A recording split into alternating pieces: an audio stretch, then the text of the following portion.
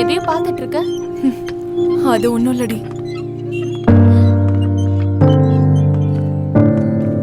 பக்கத்து வீட்டு குழந்தை அவங்க அப்பா அம்மா கூட விளையாடிட்டு இருக்கோம்.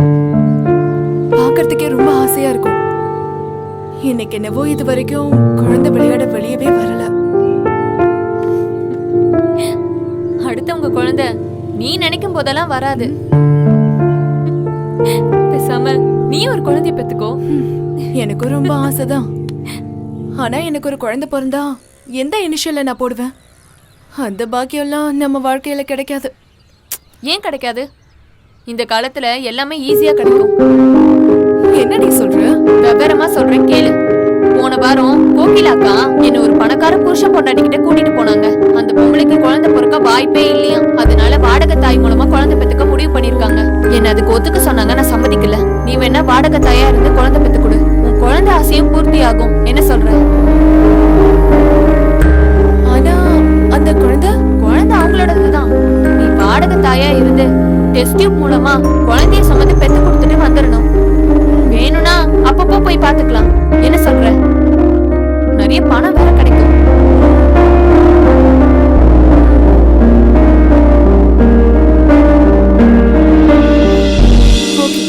இது வேற அவசரமா ஒரு போன் கூட பண்ண முடியல. இது அட்வைஸ் முடிஞ்சு ரிங்க போய் பேசுறதுக்குள்ள ஒரு வழி ஆயிடுது.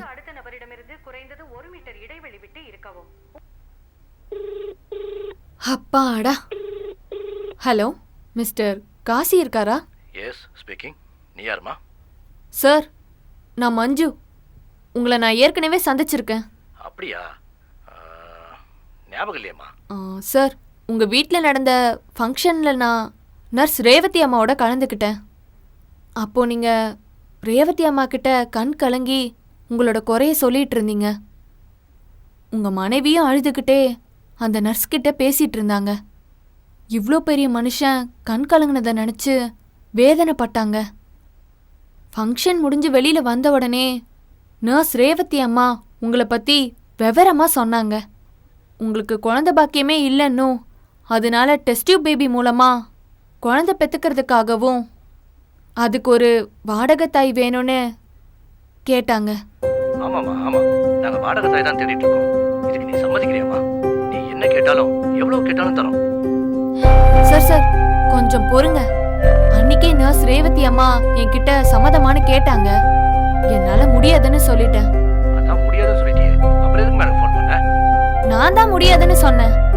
ஆனா என் ஃப்ரெண்டு இதுக்கு ஒத்துக்கிட்டா. அவளுக்கு குழந்தைன்னா ரொம்ப பிடிக்கும். அதனால சரின்னு ஒத்துக்கிட்டா. அப்படியாம்மா? ரொம்ப சந்தோஷம். என் மனசே நிறைஞ்சு போச்சு. யாருமா அந்த பொண்ணு? எல்லா விவரத்தையும் அந்த பொண்ணுகிட்ட சொல்லி சம்மதம் கேட்டியாமா? கேட்டேன் சார். 10 மாசம் டாக்டர் பார்வையிலே இருக்கணும். எங்கேயும் வெளியில போக கூடாது.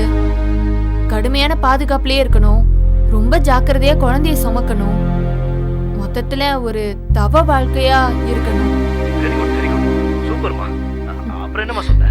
நான் சொன்னேன் சார், குழந்தைய பெத்து கொடுத்த உடனே உனக்கும் குழந்தைக்கும் சம்பந்தமே இல்ல. குழந்தைய பெத்து கொடுத்துட்டு வந்துடணும். பாசம் அது இதுன்னு பிரச்சனை பண்ணவே கூடாது. எவ்வளவு பணம் கேட்டாலும் கொடுப்பாங்கன்னு எல்லாத்தையுமே சொல்லிட்டேன் சார். பணம் எவ்வளவு வேணாலும் தரமா? தயங்காம கேளுங்க. அதெல்லாம் வேண்டாம் சார். பேசின அமௌண்ட் கொடுத்தா போதும். என் ஃப்ரெண்டு பணத்தை பெருசா மதிக்க மாட்டா. ரொம்ப சந்தோஷமா. சரி, அந்த பொண்ணு பேர் என்ன? அவ பேரு பப்பி சார். பத்மினிய நாங்க அப்படிதான் சுருக்கி கூப்பிடுவோம். ரொம்ப சந்தோஷமா. அந்த பொண்ணை எப்ப கூட்டிட்டு வர? நானும் என் ஒய்ஃபும் அந்த பொண்ணை பார்த்தா சந்தோஷமா. நீங்க சொல்லுங்க சார், எப்ப கூட்டிட்டு வரணும்னு. நாளைக்கு.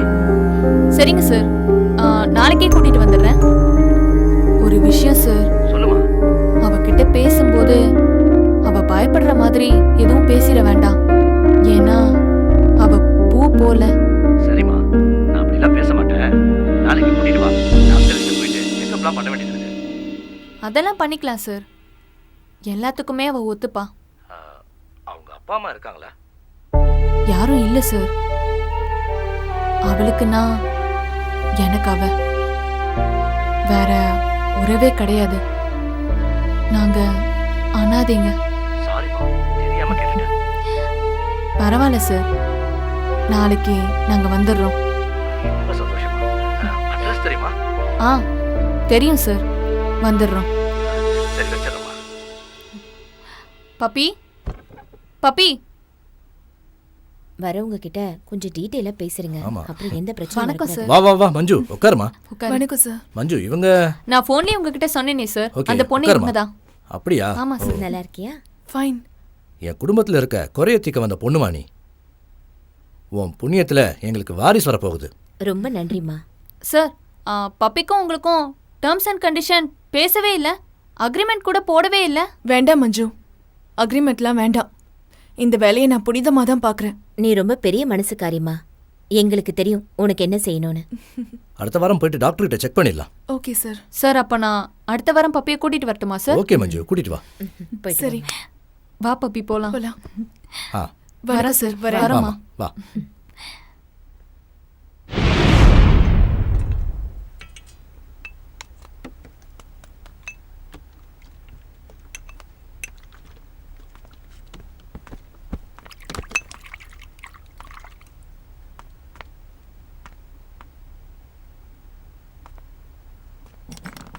டாக்டர். 2 நாள்ல எல்லா ரிசல்ட்டும் வந்துரும். Okay. அதுக்கப்புறம் டேட்டை ஃபிக்ஸ் பண்ணிக்கலாம். தேங்க்ஸ். நாங்க கிளம்புறோம். இருங்க ஒரு நிமிஷம். சீக்கிரம் குழந்தைய பெத்துக்க போற. இனிமே தான் நீ ஜாக்கிரதையா இருக்கணும். அனாவசியமா டிராவல் பண்ணக்கூடாது. குறிப்பா செக்ஸ் விஷயம் கூடவே கூடாது. புரியுதா? ம், புரியுது டாக்டர். பேசாம நீ எங்க வீட்டுக்கே வந்துருமா, நாங்க பாத்துக்கிறோம். இல்ல, நான் என் வீட்லயே தங்கி பாத்துக்கிறேன். சரிம்மா. ம், தேங்க்யூ ஓகே டாக்டர். டாக்டர். வரேன். நாங்க கிளம்புறோம் டாக்டர். வாங்க.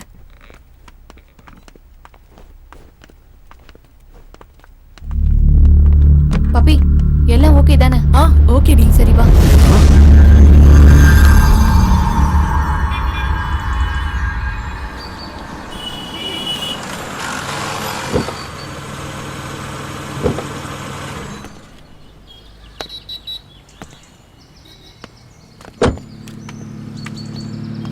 வாங்க எல்லாரும் சாப்பிட்டு போயிடலாம்.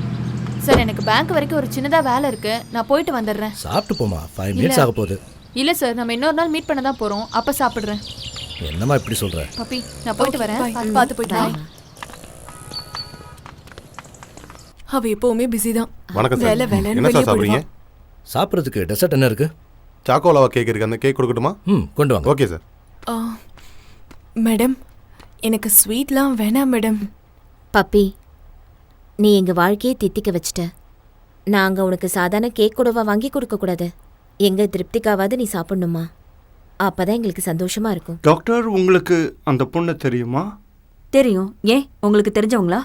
எனக்கு மட்டும் இல்லை டாக்டர், ஊருக்கே அவளை தெரியும். She is a call girl, விபச்சாரி. அப்படியா? அவளுக்கு நிறைய கஸ்டமர்ஸ் இருக்காங்க ஊரு ஃபுல்லா. என்ன சார் சொல்றீங்க? உண்மையை தான் சொல்றேன் டாக்டர். நீங்க கொஞ்சம் வெளியில வெயிட் பண்றீங்களா? Okay doctor. நர்ஸ், போன் எடுங்க.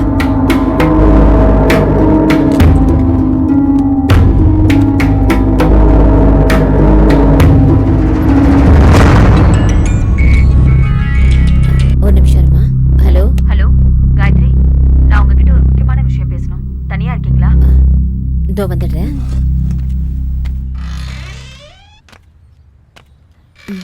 சொல்லுங்க டாக்டர். நீங்க அவங்க குழந்தை பெத்துக்கிறத தள்ளி போடுங்க. என்ன டாக்டர் சொல்றீங்க? அந்த பொண்ணு மூலமா உங்களுக்கு குழந்தை பிறக்க வேணாம். ஏன்னா அந்த பொண்ணு ஒரு விபச்சாரின்னு நான் இப்பதான் கேள்விப்பட்டேன்.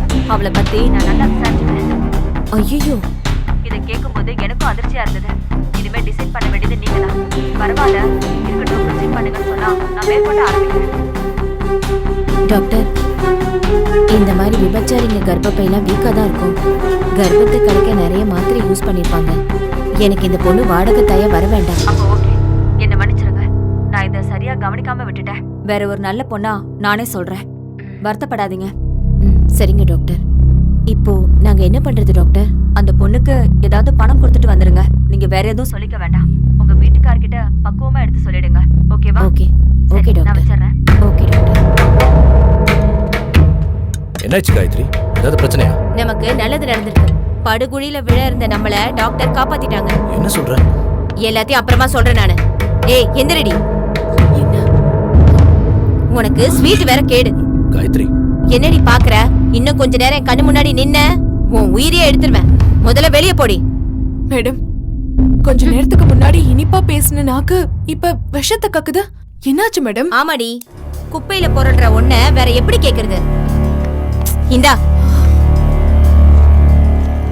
உன்னை ஒரு நாள் கூட்டிட்டு வந்ததுக்கு காசு குடி. ஏமா போடி இங்க இருந்து போ, கிளம்பி. சும்மா நிறுத்துமா. விட்டா தராதரம் இல்லாம பேசிக்கிட்டே போற.